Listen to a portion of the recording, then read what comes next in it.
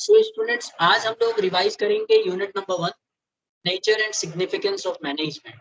और बहुत ही quick revision करेंगे, कोशिश करेंगे बहुत जल्दी जल्दी मेन टॉपिक को कवर करें। देखिए, सबसे पहले मैनेजमेंट क्या होता है। सबको पता है कि management is a process of getting things done with and through others.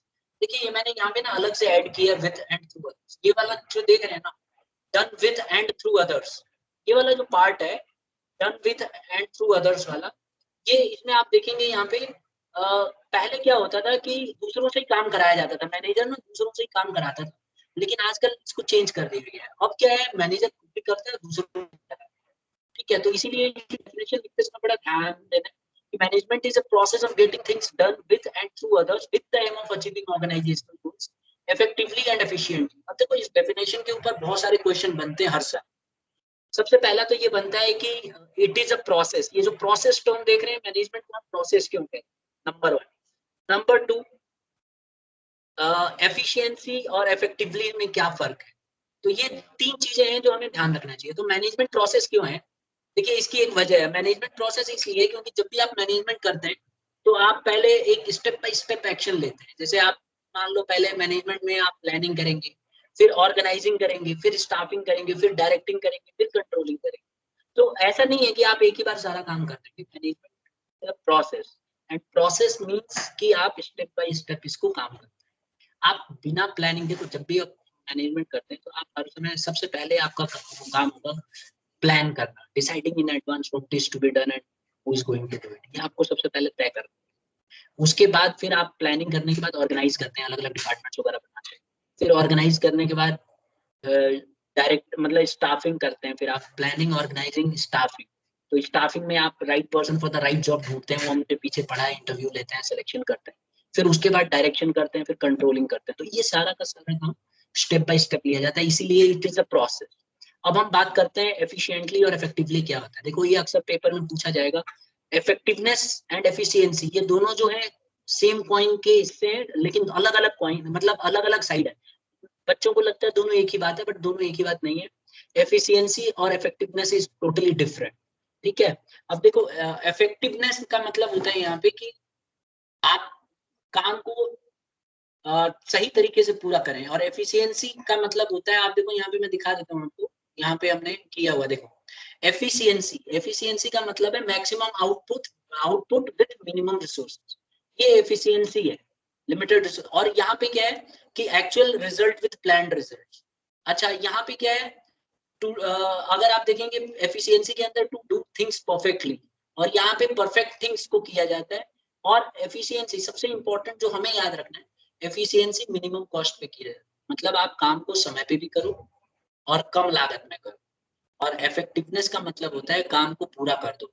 ठीक है, समय रहते ही काम को पूरा कर, बस इतना ही देखा जाता है। तो दोनों में बहुत जमीन आसमान का फर्क। ठीक है, इसको यहाँ से भी समझ सकते हैं कि अगर एग्जांपल से समझते हैं, देखो, company targeted production is 5000 units in a year. एक कंपनी का प्रोडक्शन का टारगेट है 5000 यूनिट्स।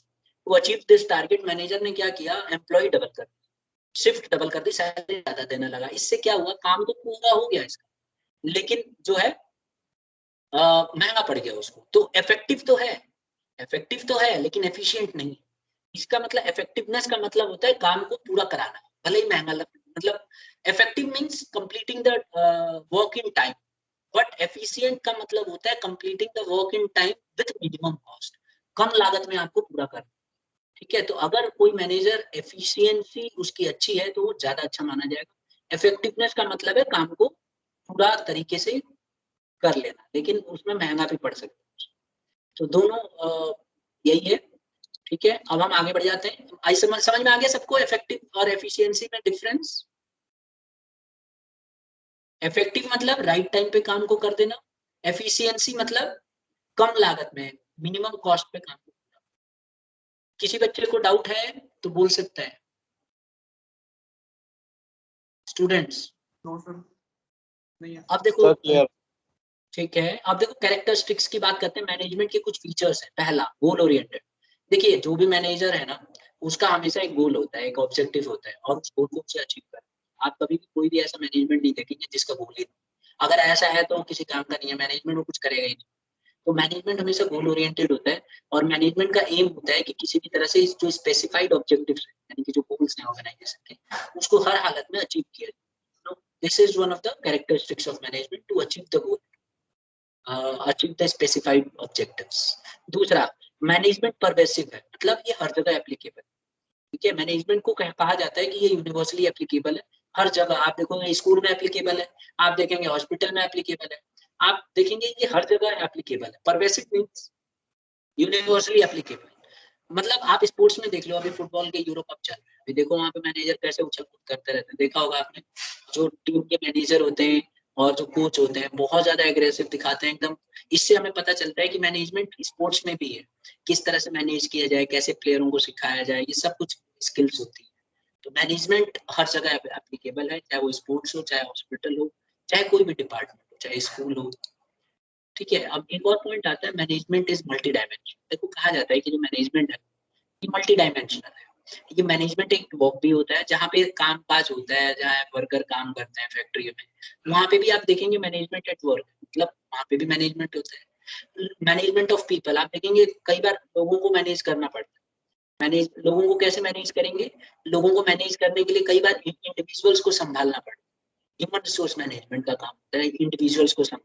तो अगर मैनेजमेंट ऑफ पीपल भी किया जाता है और मैनेजमेंट ऑफ ऑपरेशन भी होता है, basically management of operation means management of work and management of people, दोनों को अगर मिला दिया जाए तो मैनेजमेंट ऑफ ऑपरेशन हो जाता है। तो आप देखेंगे मैनेजमेंट ऑफ वर्क भी होता है, मैनेजमेंट ऑफ पीपल भी होता है, मैनेजमेंट ऑफ ऑपरेशन भी होता है। Is it clear? और बहुत डिटेल में देखना है तो हमने जो पहले रिकॉर्ड करी हुई है वीडियो उसमें मैंने डिटेल में समझाया था और अच्छे से आप देख सकते हैं। बस आपको ये समझ लेना है कि जैसे सपोज कीजिए जब हम काम से रिलेटेड मैनेजमेंट करते हैं, जैसे फैक्ट्री में आप देखेंगे बहुत सारी मशीन्स होती हैं, तो वहाँ हम काम से रिलेटेड मैनेजमेंट करते हैं, तो उसको मैनेजमेंट ऑफ वर्क कहते हैं। और मैनेजमेंट ऑफ पीपल जब हम लोगों को करते हैं, मैनेज करते हैं, उसको मैनेजमेंट ऑफ पीपल करते हैं। और मैनेजमेंट ऑफ ऑपरेशन मतलब management of work plus management of people, जब दोनों आ जाए तो उसको हम लोग मैनेजमेंट ऑफ ऑपरेशन कहते हैं। यहाँ तक क्लियर है सबको? क्लास? यस। अब नेक्स्ट आता है management is a continuous process. कहा जाता है कि मैनेजमेंट जो है कंटिन्यूअस प्रोसेस होता है, इसके अंदर हर समय आपको कुछ ना कुछ करते रहना पड़ता है, ये कभी खत्म नहीं होता। तो ये बात बिल्कुल बात सच है, क्योंकि मैनेजमेंट के अंदर प्लानिंग होता है, ऑर्गेनाइजिंग होता है, स्टाफिंग होता है, डायरेक्टिंग होता है और कंट्रोलिंग होता है। ठीक है, तो प्लानिंग में हम क्या कहते हैं, deciding in advance what to be done and who is going to, तो हम प्लान करते हैं। और जब हम प्लानिंग कर लेते हैं तो उसी के हिसाब से हम डिपार्टमेंट बनाते हैं और डिपार्टमेंट बना के सबको अपना अलग अलग डिपार्टमेंट दे देते हैं।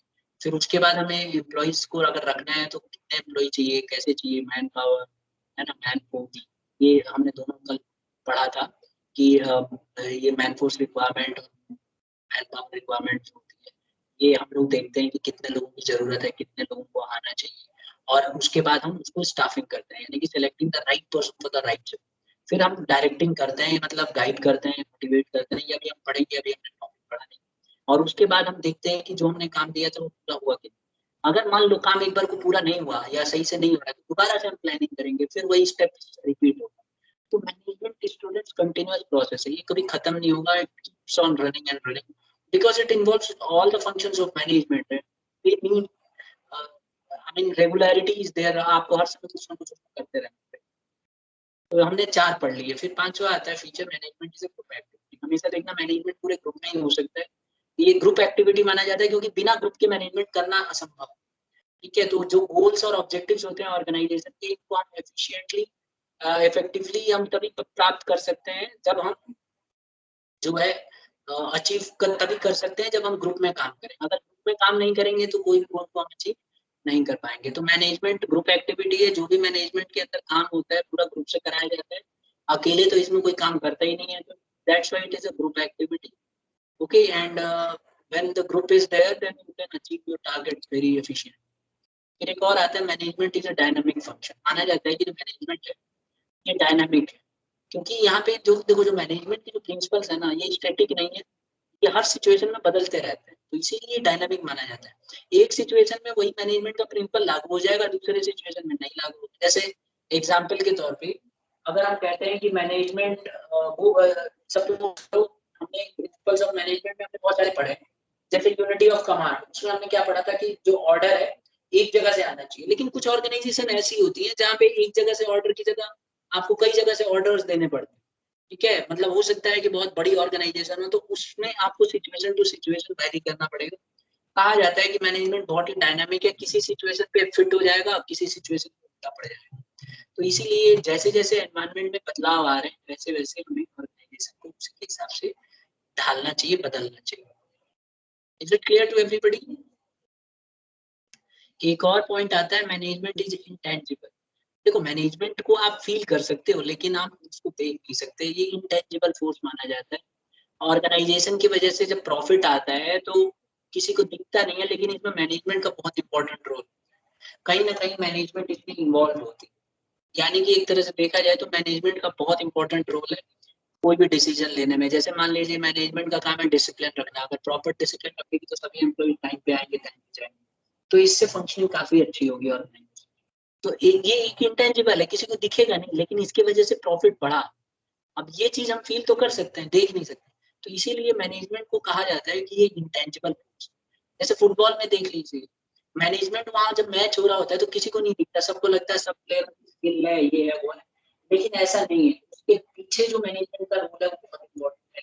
किस तरह से प्लेयर को मोटिवेट किया उन्होंने, किस तरह से उन्होंने एकजुट रखा, कैसे प्लानिंग की, उनको रहने रहने का क्या arrangement है, क्या ऐसा स्टेप लिया जिससे जो है जो प्लेयर्स हैं हाईली मोटिवेटेड थे उस मैच के दौरान। तो इस तरह के कई बार ऐसे इंस्टांसेस शेयर किए जाते हैं प्लेयर्स के साथ जो उनको एकदम पंप अप कर देता है, एकदम एग्रेसिव होकर खेलते हैं और अपना। तो यहाँ पे मैनेजमेंट बोलते हैं इंटेंजिबल है, ये दिखाई नहीं देता लेकिन हम इसको फील कर सकते हैं। तो this is what the characteristics of management. These are the 7 characteristics which we have to learn very careful. बहुत इंपॉर्टेंट है। आप इस पे एप्लीकेशन बेस्ड क्वेश्चन आएंगे तो आपको बड़ा ध्यान देना पड़ेगा कि किसकी बात चल रही है। जब भी डायनामिक फंक्शन बोलेगा तो आप हमेशा याद रखना कोई नया बदलाव, और बिजनेस के अंदर कोई बदलाव जिससे बिजनेस को उभरना है या बिजनेस को अपने आप को ढालना है, चेंज करना है, तो उसको बोलेंगे डायनामिक। ठीक है। इसी तरह से अगर ग्रुप एक्टिविटी, पूरे ग्रुप की बात हो तो मान लेना है कि ग्रुप एक्टिविटी की बात, तो कई बार आपको पैराग्राफ दे देगा और उसके अंदर आपसे क्वेश्चन पूछे जाएंगे कि बताओ कौन सा कैरेक्टरिस्टिक है मैनेजमेंट।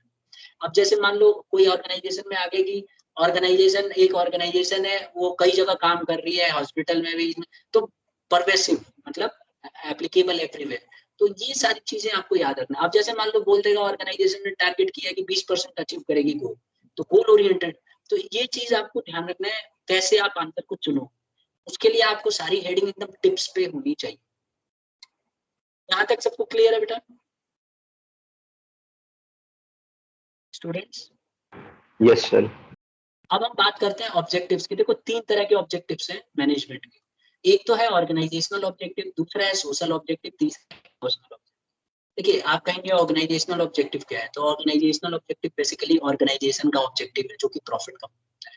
इसको कई लोग इकोनॉमिक ऑब्जेक्टिव भी कह सकते हैं। तो देखो ऑब्जेक्टिव जो मैनेजमेंट के सेट किए जाते हैं इसी को हम ऑर्गेनाइजेशनल ऑब्जेक्टिव, यानी कि जो मैनेजमेंट ने ऑर्गेनाइजेशन में अचीव करने के लिए टारगेट रखा है, that is known as organisational objectives. अब इसके एलिमेंट्स क्या है? अगर आप इसके एलिमेंट्स देखें तो सर्वाइवल, प्रॉफिट और ग्रोथ, यही 3 है जो ऑर्गेनाइजेशन के ऑब्जेक्टिव हो। हर ऑर्गेनाइजेशन चाहती है कि किसी भी तरह से वो मार्केट में सर्वाइव करे, मतलब बिजनेस चलती रहे, बंद होने की कगार पे ना आए। दूसरा, हर एक बिजनेस चाहती है कि प्रॉफिट कमाए, किसी भी तरह से प्रॉफिट कमा के ज्यादा से ज्यादा उसका इनकम हो। और ग्रोथ, हर एक बिजनेस चाहती है कि एक्सपेंशन करे, बिजनेस को बढ़ाए। तो यही बेटा 3 ऑब्जेक्टिव्स हैं ऑर्गेनाइजेशन। तो आपसे पूछा जाएगा कि what are the 3 organizational objectives? So the most 3 organizational objectives, or you can say the element of organizational objectives are survival. Every business want to survive. Every business want to earn maximum and maximum profit, and at the same time every business want to grow itself, expand itself. ठीक है। दूसरा आता है social objectives. देखिए social objectives जो है ये एक ऐसा काम है जो बिजनेस ऑर्गेनाइजेशन सोसाइटी के उसके लिए कर कॉज के लिए। आप देखेंगे कई बिजनेस, बड़ी बड़ी बिजनेस ऑर्गेनाइजेशन सोसाइटी के लिए बड़े अच्छे अच्छे काम करती है। अभी हमारे पास एक एग्जांपल है, अभी सेकेंड लहर जो आई थी, दूसरी लहर कोरोना की, आपने इसमें देखा होगा सोशल ऑब्जेक्टिव बहुत अच्छा अच्छा निभाया। अभी 8-9 दिन पहले टाटा का बयान आया था कि हम लोग ये इसका रिलायंस का, कि हम लोगों ने इतना काम किया और हमारा बिल्कुल भी जिक्र नहीं किया, इस बात से हम नाराज हैं। यानी सोशल ऑब्जेक्टिव तो बहुत, जो बड़ी बड़ी कंपनियां हैं सोसाइटी के लिए बहुत अच्छे अच्छे काम करती है। जैसे रिलायंस ने देखो अपने अपना पूरा प्रोडक्शन को काट के और कम से कम कह रहे 40% to 50% ऑक्सीजन की सप्लाई की है इसने, और वो भी फ्री ऑफ कॉस्ट, गवर्नमेंट को दिया है, गवर्नमेंट ने फिर उसको सप्लाई किया। सारा क्रेडिट को कौन ले गया? गवर्नमेंट ले गई। ठीक है कि हम फ्री में दे रहे हैं ये, लेकिन इसका पैसा किसने भरा है? इसका पैसा भरा है ये अपनी कंपनियों ने, रिलायंस कंपनी ने भरा है, टाटा ने भरा है। तो ये लोग, इन्होंने ये एक्चुअली इसका यूज करते थे स्टील वगैरह बनाने, इन्होंने ये सारा काम बंद कर दिया, और जो जितना इनके पास स्टोरेज था सारा का सारा हैंड ओवर कर दिया गवर्नमेंट।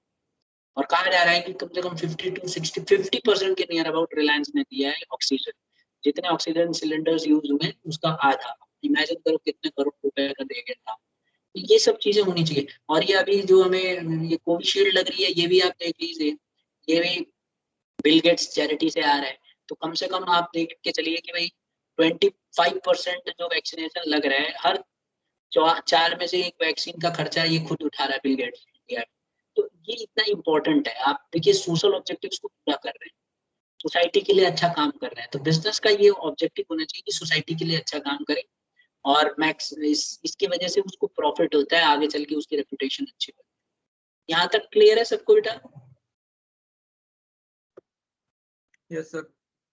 एक आता है पर्सनल ऑब्जेक्टिव। पर्सनल ऑब्जेक्टिव जो होता है, हर एक मैनेजमेंट को ये ध्यान रखना चाहिए कि उनके पर्सनल गोल्स अचीव, जैसे कि ऑर्गेनाइजेशन के अंदर हार्मनी हो, रहने की अच्छी व्यवस्था हो, जहाँ पे वर्क कर रहे हैं जो प्लेस ऑफ वर्क है वो नीट एंड क्लीन हो, ठीक है, हजार्डस ना हो। तो ये सारी चीजें उनको ध्यान रखना चाहिए कि वो किस तरह से उनको बच सकते हैं। Is it clear?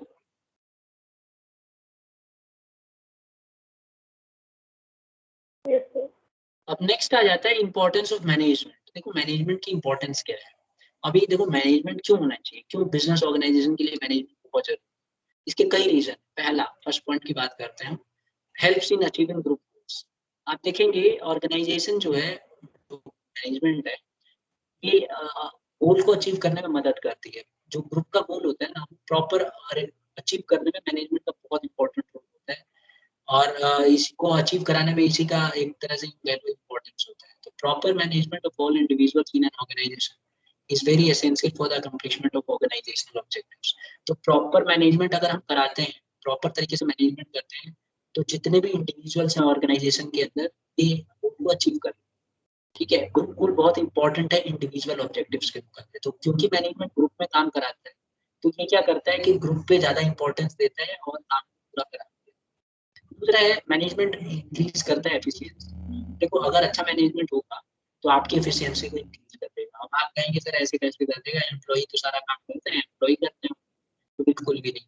मैनेजमेंट क्या करता है, आपको अच्छे से ट्रेनिंग देगा, देखेगा आपकी वीकनेस क्या है, उसके हिसाब से मैनेजमेंट प्रोग्राम्स करेगा, आपको मोटिवेट करने का काम करेगा, प्लानिंग करेगा, ऑर्गेनाइजिंग करेगा, स्टाफिंग करेगा। तो ये सारा का सारा जो चीज है सब मिला जुला के आपकी एफिशिएंसी को बढ़ा देता है। ठीक है, तो आपको पुअर से गुड तक लेके जाते हैं, यही एफिशिएंसी बढ़ा जाता है। अच्छा मैनेजमेंट होगा तो आपसे अच्छा काम लेगा और आपसे काम को अच्छे से करवाएगा। तीसरा आता है create a dynamic organisation. Basically क्या होता है, अगर अच्छा मैनेजमेंट होगा तो वो प्रॉपर तरीके से चेंज करेगा, जो भी चेंज की जरूरत है उसको इंट्रोड्यूस करेगा, जो भी बदलाव चाहिए वो बदलाव लेके आएगा। इससे क्या होगा, जो एम्प्लॉयज हैं अपने आप को अडॉप्ट कर पाने में सक्सेसफुल हो जाएंगे। और अगर उनको कोई दिक्कत होती है तो उसी के हिसाब से उनको प्रॉपर ट्रेनिंग भी दी जाएगी। तो उससे उनको हैबिट हो जाती है कि किस तरह से हमें रहना है, कैसे क्या, और प्रॉपर तरीके से वो ऑर्गेनाइजेशन के लिए तैयार हो जाते हैं। तो ये मैनेजमेंट ही है जो और डायनामिक है ऑर्गेनाइजेशन को क्रिएट कर।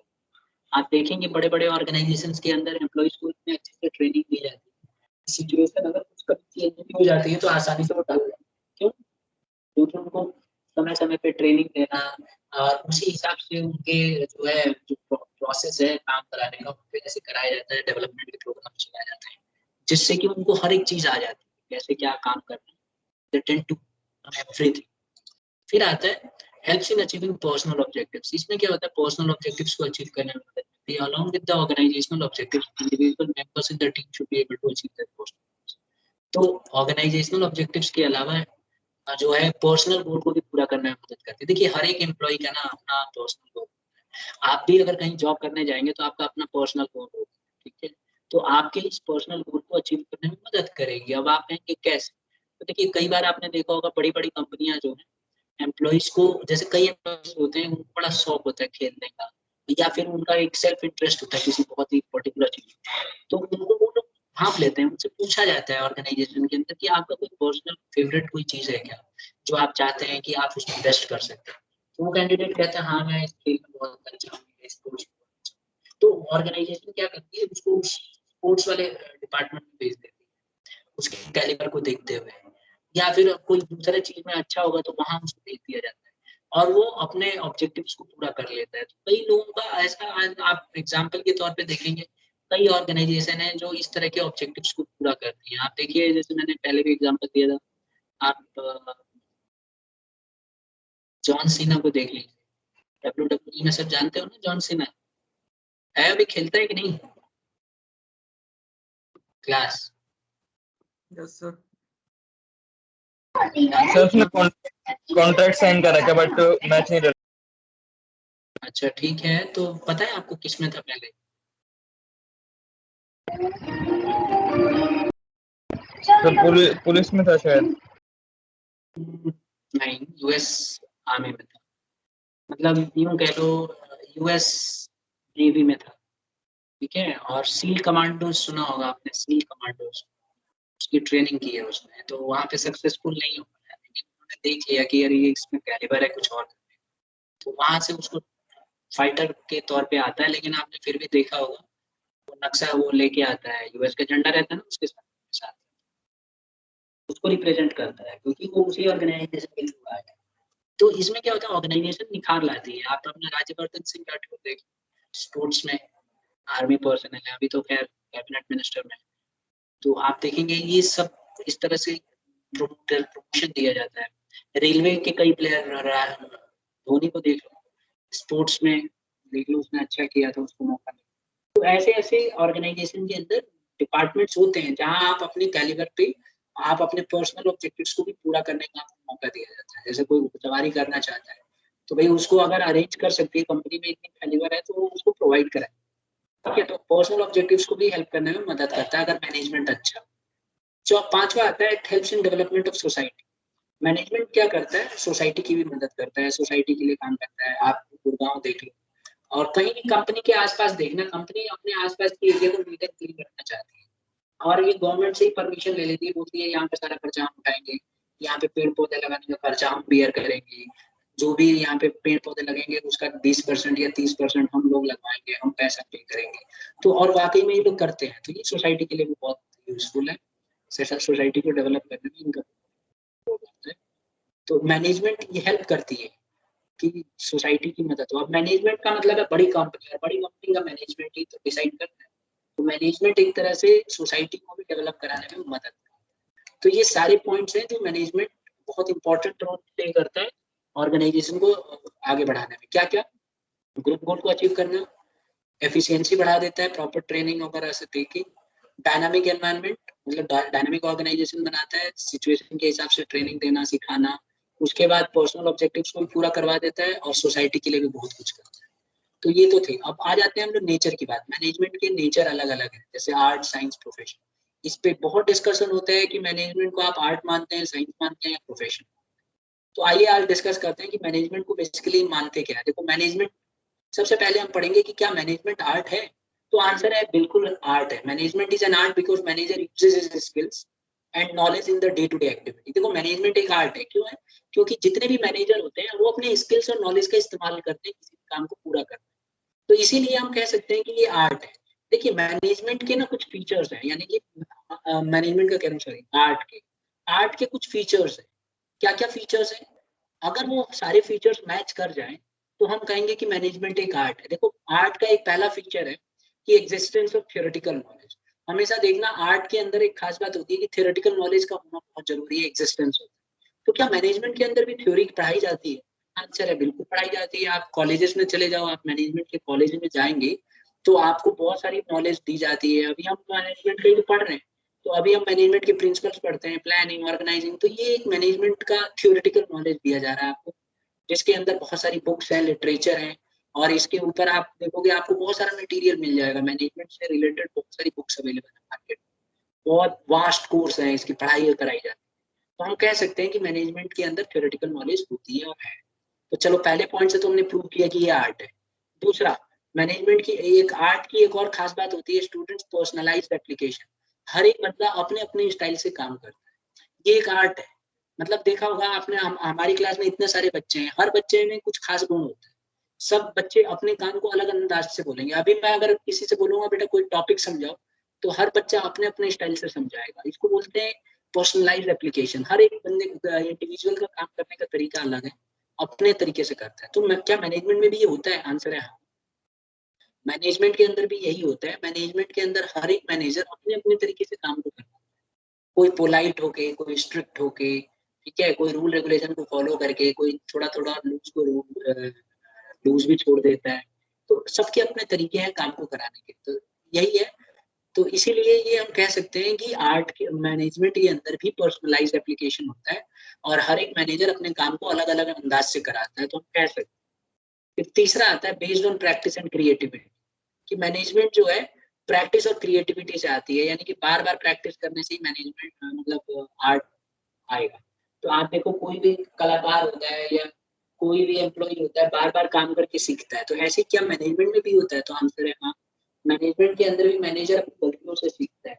मान लो कोई उसने गलत डिसीजन लिया तो अगली बार उस डिसीजन को सही कर।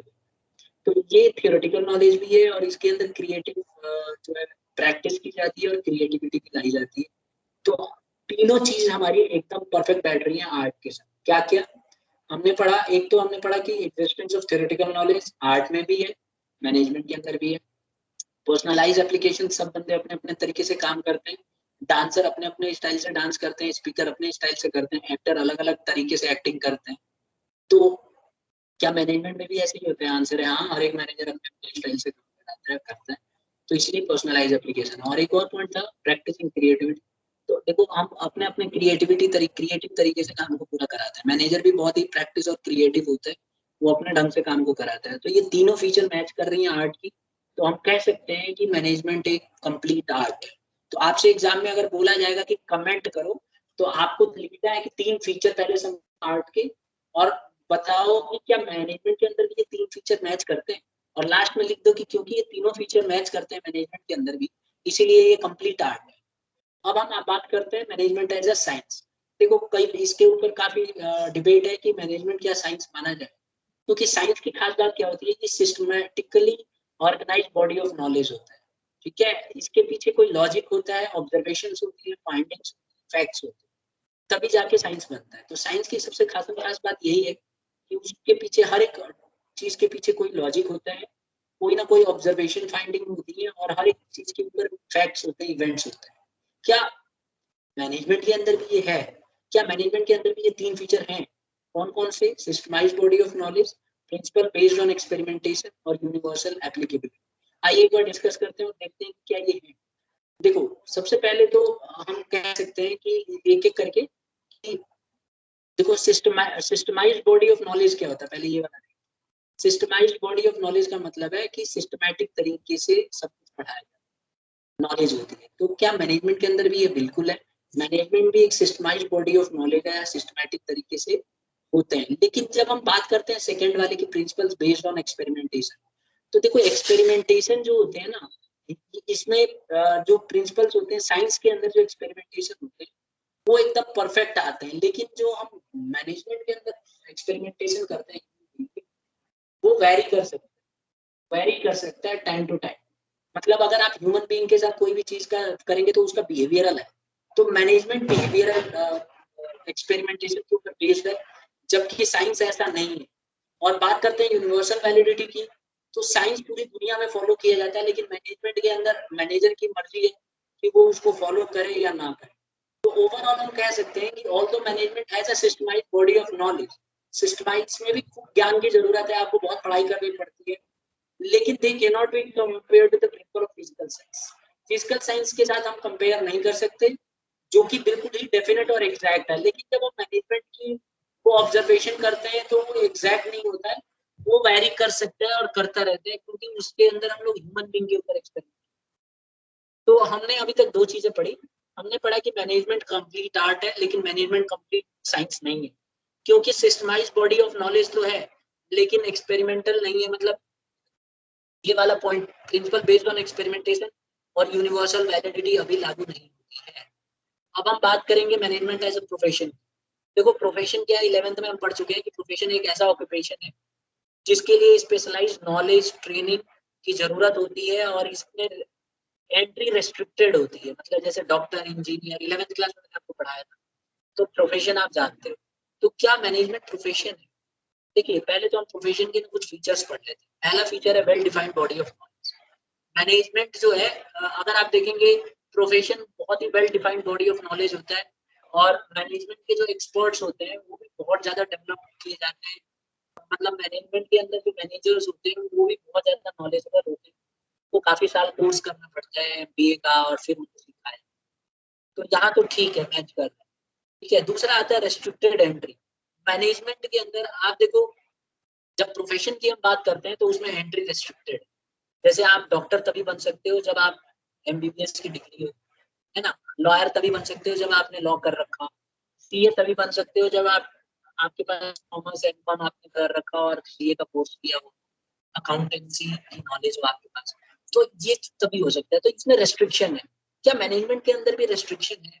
देखिए मैनेजमेंट के अंदर भी फॉर्मल एजुकेशन की आजकल जरूरत है। लोगों को ट्रेनिंग लेने होते हैं, बड़े बड़े यूनिवर्सिटी है इसकी। लेकिन उसके बाद भी अगर आप देखेंगे ना, तो कई ऑर्गेनाइजेशन में भाई भतीजा आवाज चलता है। अपने रिश्तेदार को रख सकते हैं। जैसे मान लो एक बहुत बड़ी कंपनी है, उसके मतलब उसके बहुत बड़े पद पर है, तो वो अपने बेटे को या उनको रख सकता है।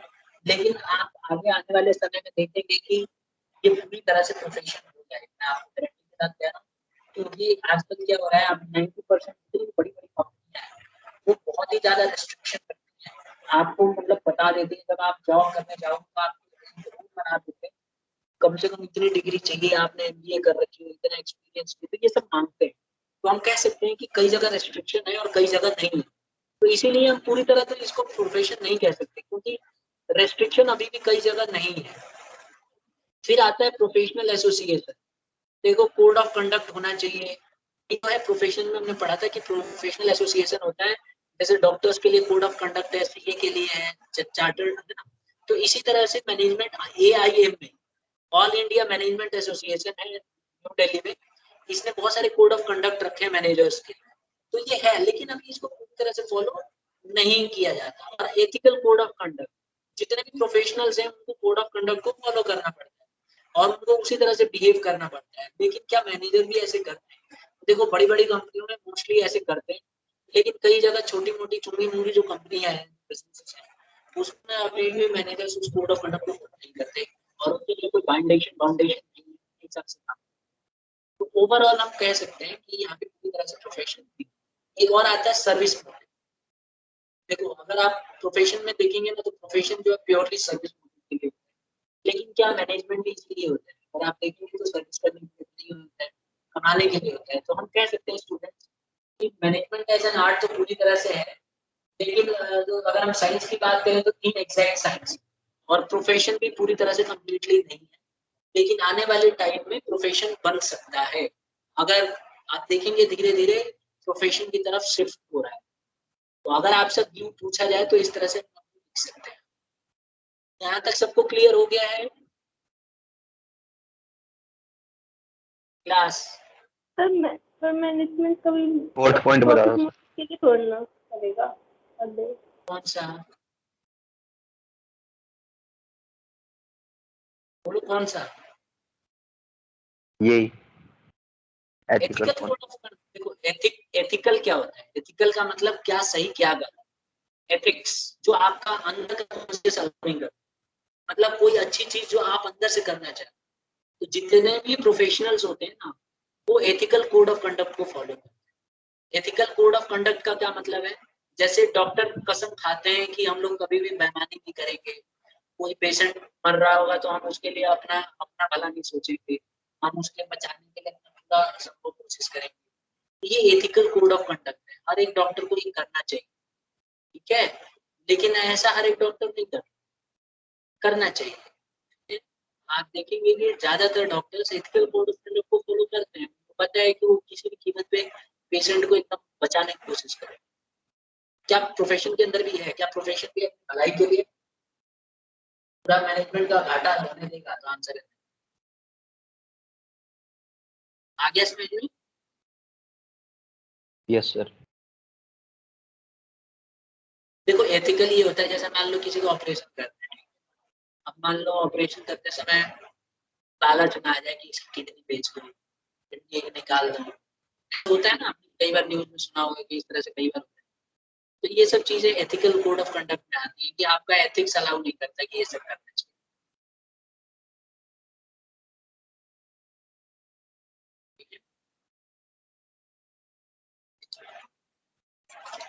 तो यही था स्टूडेंट्स, आज की क्लास में इतना ही करते हैं। अगली क्लास में हम लेवल्स ऑफ मैनेजमेंट डिस्कस करेंगे और उसके बाद हम टॉपिक को कंप्लीट करेंगे। आज इतना ही करते हैं, अगली क्लास में हम लेवल्स ऑफ मैनेजमेंट कर लेंगे और फिर ये टॉपिक कंप्लीट हो जाएगा और टाइम मिलेगा तो हम रिवाइज भी कर लेंगे, कुछ क्वेश्चन इसमें इंपॉर्टेंट क्वेश्चन डिस्कस करेंगे। सो स्टूडेंट्स, इसी नोट पे खत्म करते हैं आज की क्लास। आप रिवीजन शुरू कर दीजिए बिजनेस का, इस चैप्टर को एकदम अच्छे से कीजिए। अपनी जो बुक है आपकी, जो भी प्राइवेट बुक मैंने लगाई है, और वो जो अपना डीओई के नोट्स है, गवर्नमेंट वाली मैंने पीडीएफ आपको भेजी थी, सब पहले तो उसके 1 मार्क के क्वेश्चन सारे खत्म करो, फिर उसके बाद उसकी एप्लीकेशन बेस्ड करना, फिर अपनी बुक से करो। रोज 1 से 1.5 घंटा आप बिजनेस को दो अभी से, तब जाके आपका रिवीजन अच्छे से होगा। स्टूडेंट्स